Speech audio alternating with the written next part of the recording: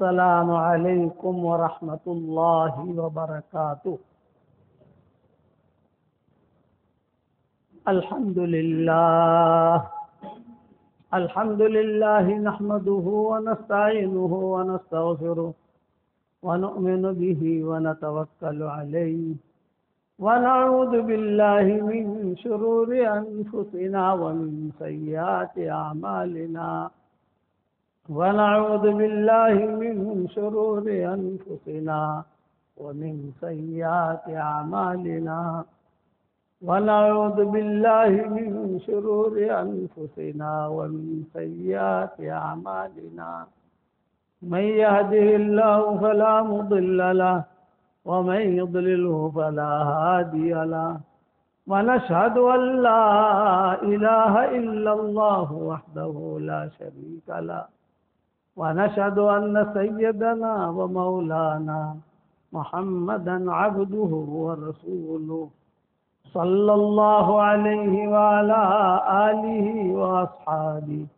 وبارك وسلم تسليما كثيرا كثيرا أما بعد فأعوذ بالله من الشيطان الرجيم بسم الله الرحمن الرحيم يا أيها الذين آمنوا اذكروا الله ذكرا كثيرا وسبحوه بكرة وأصيلا صدق اللہ العظیم۔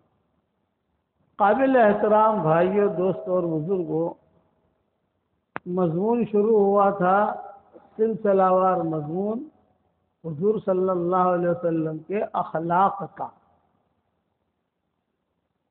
کہ قرآن شریف میں اللہ تعالیٰ نے حضور صلی اللہ علیہ وسلم کی اخلاق کی امتیازی شان بتائی۔ حالانکہ حضور صلی اللہ علیہ وسلم نے نمازیں بھی پڑھی ہے، لیکن نماز کی کوئی تعریف قرآن میں نہیں ملی۔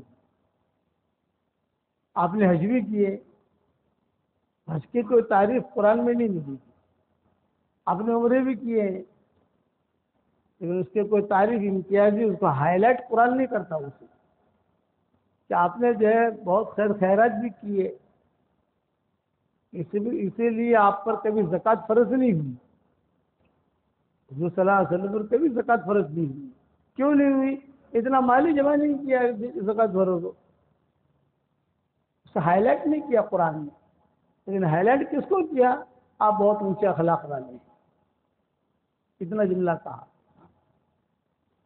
اس پر آپ جو ہے فتح مکہ کے قصے دیکھو، اس پر مدینہ منورہ میں آنے والے جو گروہ تھے، قافلے تھے، ان کے ساتھ حضور صلی اللہ علیہ وسلم کا کیا معاملہ ہوا وہ قصے دیکھو، گھر والوں کے ساتھ آپ کے اخلاق کیسے تھے وہ قصے دیکھو۔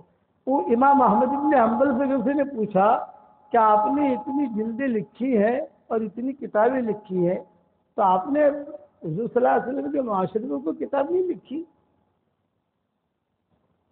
یہ کسی نے پوچھا امام احمد بن حنبل سے، تو امام احمد بن حنبل نے لکھا، اور انہوں نے کہا سب کے سامنے کہ جتنی میں نے کتابیں لکھی ہے اور جتنی حدیثیں لکھی ہے 80% حضور کے معاشرے پر ہے، 20% دوسری چیزیں ہیں، 80% میں نے حضور کے اخلاق کو بیان کیا ہے۔ 80% کوئی سمجھنے والا ہونا چاہیے، کوئی سمجھے نہیں تو ہمارا کیا نقصان ہو، تو خود سمجھے آدمی میں نے کیا لکھا ہے۔ اس لیے حضور صلی اللہ علیہ وسلم کے اخلاق یہ صرف بیان کرنے کے لیے نہیں ہے، اپنے اندر لانے کے لیے بھی ہے۔ بد اخلاقی سے بچایا اور اخلاق بتائے، اور کیا فرمایا؟ جنت کے کنارے پر میں گھر دلانے کا ذمہ دار ہوں، انا زعیم ببیت فی ربد الجنہ، بہت بڑی جنت ہے۔ تو آپ نے فرمایا جنت کے کنارے پر میں گھر دلانے کا ذمہ دار ہوں اس آدمی کے لیے جو اپنا حق ہوتے ہوئے حق چھوڑ دے۔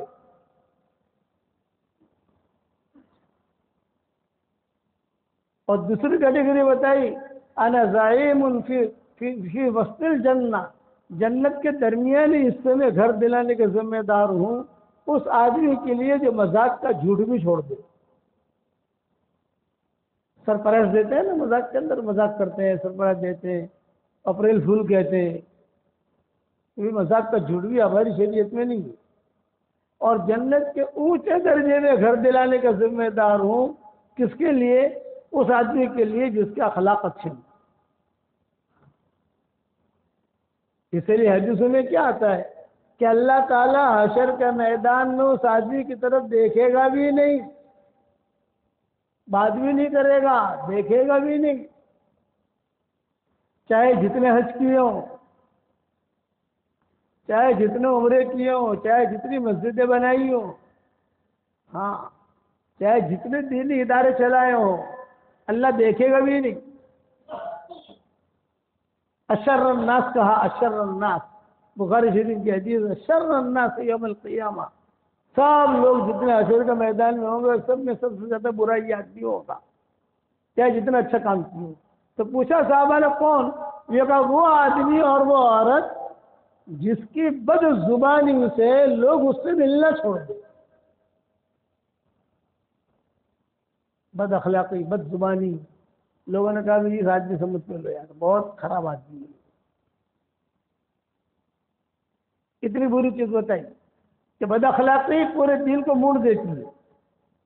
جیسے سرکہ دودھ کو خراب کر دیتا ہے. 100 ٹن دودھ ہو، ایک قطرہ سرکہ کا ڈال دیجیے، سارا دودھ خراب ہو جائے گا. الگ ہے 100 ٹن، سب خراب. کہ بد اخلاقی پورے دین کو موڑ دیتی ہے. بے نمازی کے بارے میں یہ وعیدیں نہیں آئیں گی. بے نمازی کے بارے میں کیا آئے گا؟ حشر کے میدان میں عذاب ہوگا، اس کو قبر میں عذاب ہوگا، نحوستیں ہوگی، برکتیں نہیں ہوگی. لیکن اللہ دیکھے گا بھی نہیں کہ بد اخلاق کی طرف اللہ نہیں دیکھے گا. سینکڑوں حدیث ہیں، سینکڑوں. حضور صلی اللہ علیہ وسلم کے سامنے اخلاق برتے. ایک آدمی تھا حضور صلی اللہ علیہ وسلم کے زمانے میں جس کا نام تھا سمامہ ابن اسال. حدیث شریف میں اس کا نام آتا ہے سمامہ ابن اسال. یہ وانٹڈ آدمی تھا، بہت صحابہ کو شہید کیا. بہت بادشاہ تھا، بڑا آدمی تھا، مالدار تھا. مال والوں کو مال کی گرمی ہوتی ہے. اس نے حکم دے دیا تھا کہ جہاں صحابی ملے، 1 ملے، 2 ملے، 3 ملے، اس کو قتل کرو، قتل کر کے اس کی گردن لے آؤ اور اتنے پیسے لے لو. یہ سمامہ ابن اسال. بہت صحابہ شہید ہوئے، بہت بچے یتیم ہوئے، بہت عورتیں بیوائی ہوئی. حضور صلی اللہ علیہ وسلم کے پاس صحابہ آئے اور آ کر کہا کہ حضرت ہم تو بڑے پریشان ہیں. میرا بیٹا جو ہے وہ بکریاں چلا رہا تھا کسی جگہ، اس کی موت کی خبر آ گئی. میرا شوہر فلاں جگہ گیا ہوا تھا، اس کی موت کی خبر آ گئی. اس نے جو ٹولیاں بھیجی تھی سمامہ ابن اسال نے، تو تمہارا کام یہ ہے کہ مسلمان کام ملے صحابی اس زمانے میں، تم اسے قتل کرو، اس کی گردن لے آؤ.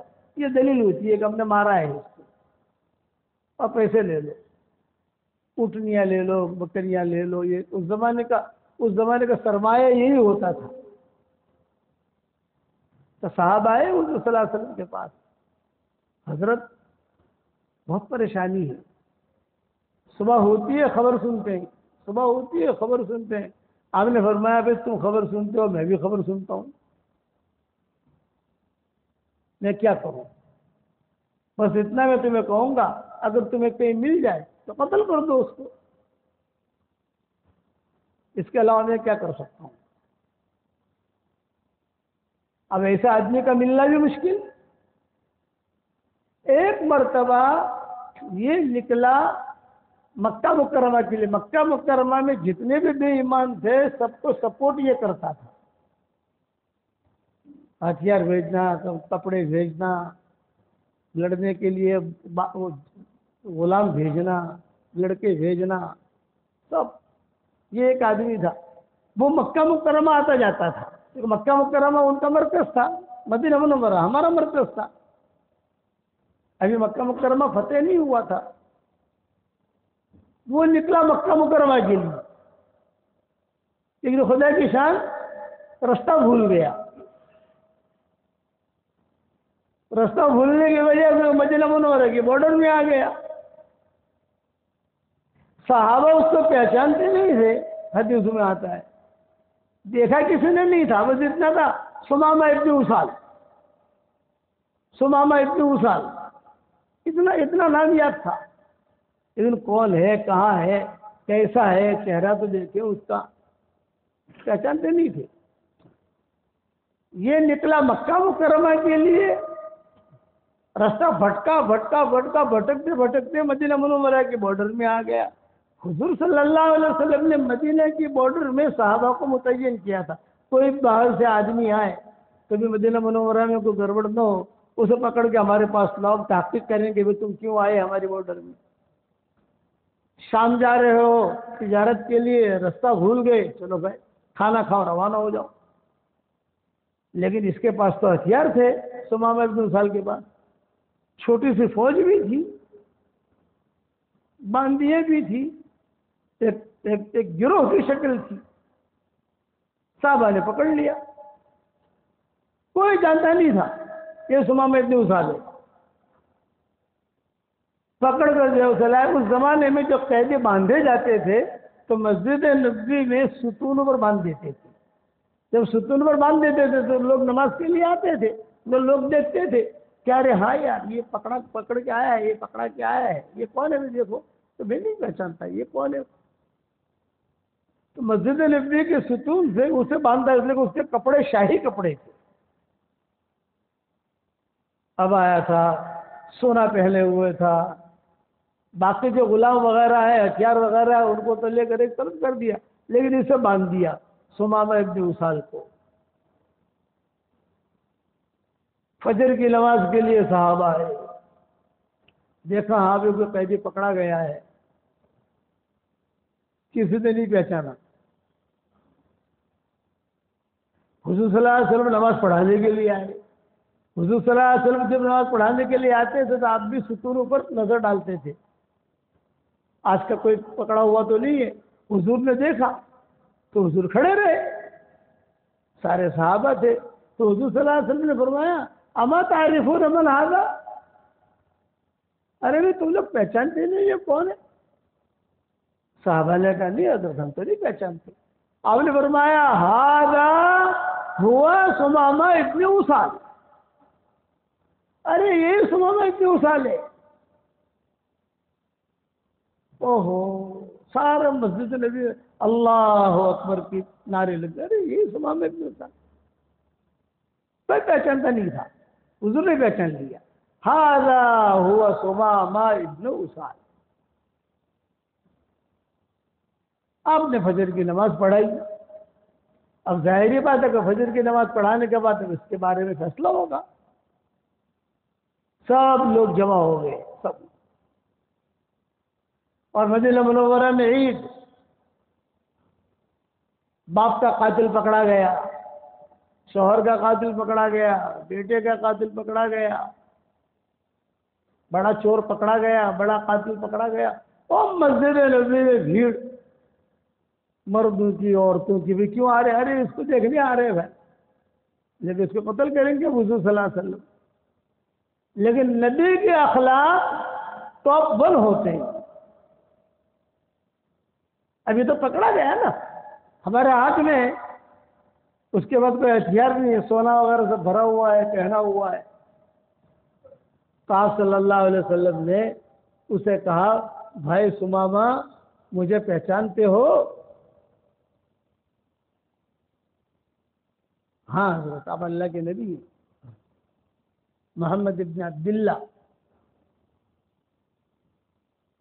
تو حضور صلی اللہ علیہ وسلم نے فرمایا کہ دیکھو تم ہماری تحویل میں آئے ہو اور تمہارے قصور تم سب جانتے ہو اور سارا مدینہ جانتا ہے، اور اب تم بھی اقرار کرو گے کہ تم نے قصور کیے ہیں، ایک دلیل کی کوئی ضرورت نہیں ہے، وہ کہتے ہیں ثبوت لاؤ، اب ثبوت کی کوئی ضرورت نہیں ہے، ثبوت یہ آدمی خود ہے، خود اقرار کر رہا ہے کہ ہاں میں نے قتل کی ہے۔ تو آپ صلی اللہ علیہ وسلم نے اسے 3 باتیں کہی، بھائی سمامہ پہلی بات تو یہ ہے کہ تم مسلمان ہو جاؤ تو ہم تم کو چھوڑ دیں گے، اور دوسری بات یہ ہے کہ تم مسلمان نہیں ہوتے تو پھر ہم تمہارے لیے جو بھی اس زمانے کے اعتبار سے کیس کی ودھی ہوتی ہے ودھی چلائیں گے، جو بھی ترتیب ہوتی ہے اس زمانے میں جو کیس ہوتے تھے وہ پٹاپٹ اس کے فیصلے ہو جاتے تھے. ہمارے دور کی طرح نہیں. ہمارے دور میں اگر کسی کو اپنا حق لینا ہو یا حق کے مطابق فیصلہ کروانا ہو تو حضرت نوح علیہ السلام کی عمر کی ضرورت ہے، اور قارون کے پاس جتنا مال تھا اتنے مال کی ضرورت ہے، اور ایوب علیہ السلام کا جیسا دل تھا صبر کا ایسے صبر کی ضرورت ہے. یہ ہمارے زمانے میں یہ ہے. نوح علیہ السلام کی عمر چاہیے اس کو، قارون کا مال چاہیے، اور ایوب علیہ السلام کا دل چاہیے، تب بھی جا کر حق ملے اور اس کو فیصلہ مطابق ہو، اس کے حق کے مطابق، تو یہ سمجھ لو کہ غنیمت ہے. اس دور میں ایسا نہیں ہوتا تھا. 3 دن کسی کا مسئلہ آتا تھا 3 دن کے اندر وہ فیصلہ کر لیتے تھے. گواہیاں لے کر یہ لے کر اس کو لے کر چھوڑنا ہوتا تھا چھوڑ دیتے تھے، قصاص ہوتا تھا قصاص کر دیتے تھے. اب یہ آ گیا مدینہ منورہ میں مسجد نبی، ہم نے فرمایا کہ بھائی دیکھو تم اگر مسلمان ہو جاؤ تو ہم تمہیں چھوڑ دیں گے یا تمہاری ودھی چلائیں گے، یا اس کے علاوہ تمہاری کوئی رائے ہو تو رائے بتاؤ، لیکن تم بڑے آدمی ہو، اس لیے تمہارے ساتھ جو معاملہ کریں گے وہ بڑوں کے اعتبار سے کریں گے، غلاموں کے اعتبار سے نہیں کریں گے. جب کسریٰ کی بیٹی آئی ہیں مدینہ منورہ میں تو حضرت عمر نے فیصلہ کیا کہ انہیں باندیا بناؤ. حضرت علی نے رکاوٹ ڈال دی، نہیں حضرت انہیں باندیا مت بناؤ آپ، کسریٰ کی بیٹیاں. حضرت عمر نے کہا ہمارے اسلام کا قانون ہے، غلام بنیں گے، باندیا بنیں گے. حضرت علی نے کہا کہ نہیں، ان کے لیے خصوصی رعایت رکھی جائے گی. تو حضرت عمر نے کہا کیا خصوصی رعایت رکھو ان کے لیے؟ ان کے لیے خصوصی رعایت یہ ہے کہ انہیں کسی اچھے گھر میں رکھو جو اچھا خاندان ہو، بنی عوف جیسا، بنی مالک جیسا، یہ اچھے خاندان تھے اس دور کے اندر، صاف ستھرے، کچرے بچرے والے نہیں، مکان صاف ستھرا، مہمانوں کا اکرام صاف ستھرا، سلیقہ تھا ان کے پاس. ایسے ان کے وہاں رکھو ان کو، اور یہ دیکھیں مدینہ منورہ کا ماحول، مسجد میں آنے دیکھیں، عورتوں کا ماحول دیکھیں، تعلیم کا ماحول دیکھیں، یہ ماحول دیکھیں، پھر ان پر چھوڑ دو ان کو، اور ان کی رعایت رکھو. ان کے تو ناخن میں بھی کبھی تو درد نہیں ہوا ہے. حضرت عمر کی یہ بات سمجھ میں آ گئی. حضرت عمر نے کسی خاندانوں کے اندر انہیں رکھ دیا کہ جاؤ 1 مہینے تک تمہیں کوئی چھڑے گا نہیں، رہو وہاں، رہو مدینہ کا ماحول دیکھو، آؤ جاؤ مسجد نبوی میں آؤ، عورتیں جہاں نماز پڑھتی ہے وہاں آ جاؤ. ابھی مسلمان تو ہوئی نہیں تھی. 15 دن کے بعد جو اخلاق دیکھے انہوں نے ان لڑکیوں نے، وہ خود آئیں گی حضرت عمر کے بعد. حضرت ہماری شادی کرا دیجیے اب یہاں. حضرت عمر نے تو اچھا تمہاری شادی کرا میں تو اب مدینہ منورہ کے اندر دیکھنا پڑے گا کہاں شادی کرا میں تمہاری، بڑی لڑکیاں ہیں، بڑا خاندان ہے، کسریٰ کی بیٹیاں. تو انہوں نے کہا کہ حضرت ہم نے جو ہے اپنا منگیتر بھی ڈھونڈ لیا ہے. سمجھ گئے نا بھائی، ہم نے ہمارا شوہر ہمیں کس سے شادی کرنی ہے ہم مدینہ منورہ میں ہم ڈھونڈ چکے ہیں. حضرت عمر نے کہا کون؟ یہ کہا فلاں فلاں نام لیے، اس میں حضرت حسین کا بھی نام آیا، اس کے ساتھ کرا دو، اس کے ساتھ کرا دو. پھر حضرت عمر نے کہا کہ علی کی رائے بہت اچھی تھی، چنانچہ ان کی شادیاں ہوئی وہاں مدینہ منورہ میں. زین العابدین جو پیدا ہوئے ہیں وہ اسی لڑکی کے اولاد میں سے ہیں. امام زین العابدین، امام زین العابدین، امام زین العابدین نام سنا ہوگا آپ نے کہ امام زین العابدین یہ اسی لڑکی کے اولاد میں سے. وہ جب امام زین العابدین پیدا ہوئے اس لڑکے کا انتقال ہو گیا، ماں مر گئی. پھر یہ بڑے ہوئے، آپ نے نام کتابوں میں پڑھا، امام زین العابدین یہ کہتے تھے، امام زین العابدین یہ کہتے تھے، امام زین العابدین یہ کہتے تھے. یہ اسی لڑکی کی اولاد میں سے، یہ پہلے پیدا ہوئے تھے، بعد میں دوسری نسل ان کی چلی. یہی معاملہ ہوا ہے سمامہ ابن اسال کا. تو سمامہ ابن اسال نے جواب کیا دیا؟ حضرت دیکھو یہ جواب دے رہا ہے ساری کورٹ میں سب کے سامنے کہ حضرت لو تقتلنی تقتل ذات دم، آپ مجھے اگر قتل کر دیں گے تو آپ خونی کو قتل کریں گے. آپ میں اقراری مجرم ہوں، میں نے اتنے 100 صحابہ کو مارا ہے، اتنے 100 صحابہ کو میں نے مارا ہے، میں مجرم ہوں، اقراری مجرم ہوں، آپ مجھے قتل کر دیجیے، میں تیار ہوں. وَأَمَّا الْإِسْلَامُ فَلَا، آپ مجھے اسلام کی دعوت دیتے ہیں، میں اسلام قبول نہیں کروں گا. سب کے سامنے حضور صلی اللہ علیہ وسلم. ہاں تیسری بات کہی اس نے، ایک تو کہا لو تقتلنی تقتل ذات دم، آپ قتل کریں گے مجھے تو ایک خونی کو قتل کریں گے، میں مجرم ہوں، اقراری مجرم ہوں، اسلام میں قبول نہیں کروں گا. یہ 2 باتیں ہو گئی. تیسری بات کہ اگر آپ دیت چاہتے ہیں کہ بھائی جتنے میں نے مارے ہیں ان کا میں دیت دے دوں 100 اونٹنیاں، اور میں دینے کے لیے تیار ہوں، پیسہ لے لیجئے یا مجھے قتل کر دیجئے، لیکن میں مسلمان نہیں بنوں گا. تو آپ نے جواب کیا دیا؟ یہ جواب سننے جیسا ہے. اسی لیے کہا گیا وَإِنَّكَ لَعَلَىٰ خُلُقٍ عَظِيمٍ. آپ نے جواب دیا بھائی تو جو ہے ابھی ہمارے ماحول میں آپ آئے ہو، ابھی جذبات میں ہو، ابھی ہمارا ماحول دیکھا نہیں ہے، تم جو اور سوچ لو، آئندہ کل اس کے بارے میں مشورہ کریں گے. اور صحابہ سے کہہ دیا کوئی بھی میلی نگاہ سے نہ دیکھے. اب تو مسجد نبی میں رہے گا نہیں آدمی، کھائے گا پیے گا سوئے گا یہ رہے گا، کوئی بھی میلی آنکھوں سے نہ دیکھے. کس کے بارے میں کہہ رہے ہیں؟ جس نے کئی 100 صحابہ کو مارا ہے. دوسرا دن آیا تو حضور صلی اللہ علیہ وسلم تشریف لائے، تو اس نے حضور کے بات کرنے سے پہلے ہی کہہ دیا میں مسلمان نہیں ہونے کا،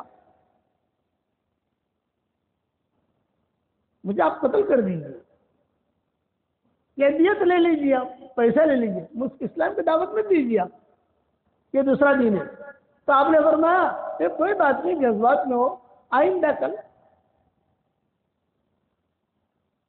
مہمان 3 دن کا ہوتا ہے نا بھائی. ارے بتاؤ تو صحیح، مہمان 3 دن کا ہوتا ہے کہ بھائی یہ ہمارا مہمان ہے، آئندہ کل. تو بعض صحابہ نے کیا کہا؟ بعض صحابہ نے کان میں کہا کہ حضرت یہ تو زہریلا پھوڑا ہے، مانے گا نہیں، آپ فیصلہ کر دیجیے قتل کا. آپ نے فرمایا نہیں نہیں. اب تیسرا دن آیا. جب تیسرا دن آیا تو ظاہری بات ہے کہ تیسرا دن تو بالکل 100% فیصلہ ہونا ہی تھا. تب بعض صحابہ تلواریں لے کر آئے. حضور نے دیکھا تلواریں لے کر کھڑے ہیں، کوئی وہاں کھڑا ہے. بھائی آپ نے تلواریں کیوں لائے؟ پھر میں حضرت آج سے جو اس کی قصاص کا فیصلہ ہوگا تو اس لیے میں نے گھر کے 10 آدمیوں کو مارا ہے، میرے گھر کے 10 آدمیوں کو مارا ہے، تو سب سے پہلے میں ہی وار کروں. آپ نے فرمایا نہیں، تلواریں باہر پھینکو.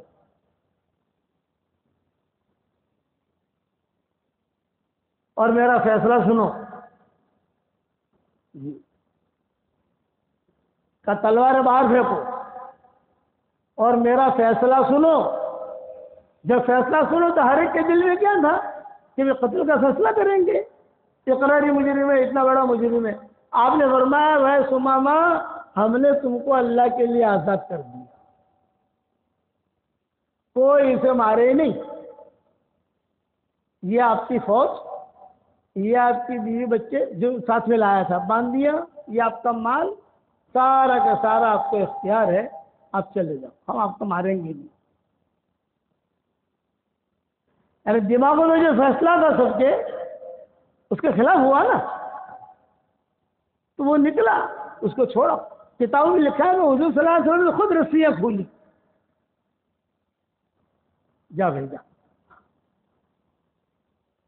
اور وہاں جہاں آج کل باب البقی ہے اس دور میں، تو اس دور میں کہتے باب البقی تو نہیں تھا، لیکن اس دور میں دروازہ تھوڑا سا کھلا ہوا تھا، سامنے بقی، وہاں سے وہ نکلا، وہاں پر ایک نہر تھی، وہ نہر کے پاس گیا، صحابہ دیکھنے لگے کہ یار اس نے اتنا بڑا جرم کیا ہے، پکڑا گیا، لیکن اللہ کے نبی کا جو فیصلہ ہوتا تھا تو اس پر منع نہیں کرتے تھے، فیصلہ ہو گیا، ختم ہو گئی بات.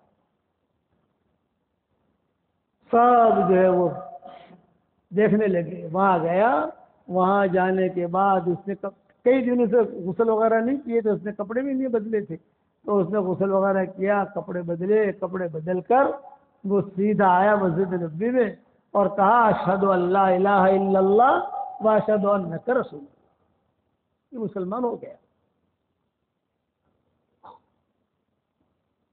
صحیح بخاری شریف میں یہی سمامہ بن اسال کی 20 روایتیں ہیں.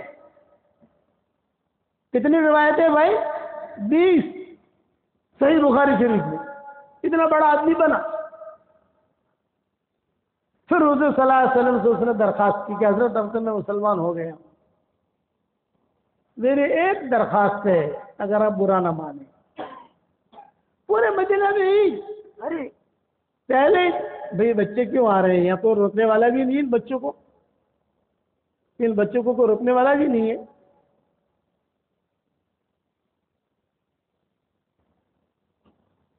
پورے مدینہ منورہ میں ارے مسلمان ہو گیا، اتنا بڑا آدمی مسلمان ہو گیا. آپ نے فرمایا معاف کر دو اس کو. اتنے اونچے اخلاق ہیں ہمارے پاس بھائی، ذرہ بھی نہیں. ہم اخلاق پر صرف تقریر نہیں کرتے ہیں. جب تک یہ اخلاق نہیں ہوں گے تب تک ہم کامیاب نہیں ہو سکتے. اور ادنا درجہ اخلاق کا یہ ہے کہ آدمی کچھ نہ کرے، کم سے کم دعا کرے. آج ہم دعا بھی نہیں کرتے، ٹائم نہیں ہے نا. جب اس نے اسلام قبول کیا تو ہو مسجد نبوی، اس لیے کہ سارا مدینہ جمع تھا مسجد نبوی میں. کیوں جمع تھا؟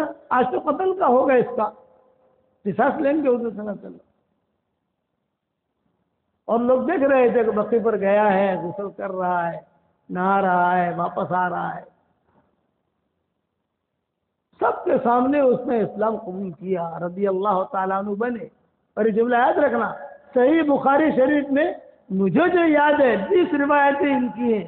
20 نہ ہو تو کچھ نہ کچھ تو ضرور ہے.